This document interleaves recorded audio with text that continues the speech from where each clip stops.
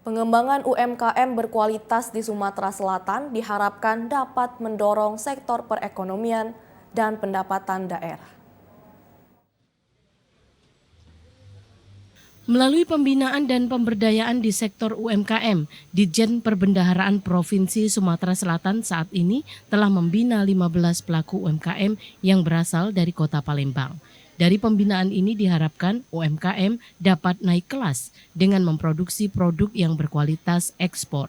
Kepala Kantor DJPB Wilayah Sumatera Selatan Lydia Kurniawati mengatakan para pelaku UMKM yang ada di Kota Palembang mendapatkan pembinaan untuk mengembangkan UMKM dan mengelola keuangan. Terkait dengan pemberdayaan UMKM, Kemenkeu, itu sebetulnya diawali dari bulan Maret yang lalu ketika di-launching oleh Bapak Wakil Menteri Keuangan di ruangan ini. Mungkin rekan-rekan wartawan juga sempat hadir ya pada waktu itu, saya kurang tahu.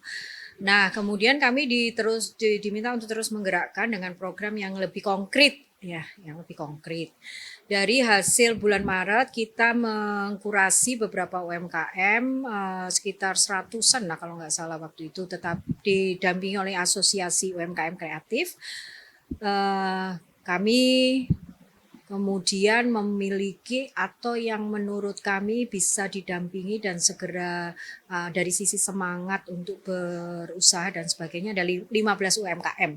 Sementara itu Sekda Provinsi Sumatera Selatan Supriyono akan membantu strategi dan menyiapkan lahan yang dapat digunakan para UMKM guna memasarkan produk UMKM kepada para wisatawan yang berkunjung ke Kota Palembang.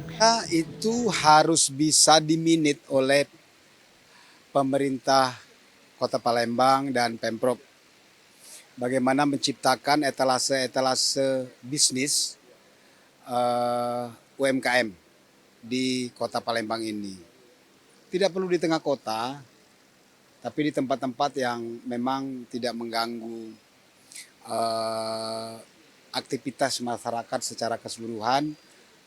Justru kita juga memerlukan tempat yang bisa dinikmatin oleh para pelancong. Sektor UMKM diharapkan dapat menjadi salah satu pendorong kebangkitan ekonomi di Sumatera Selatan.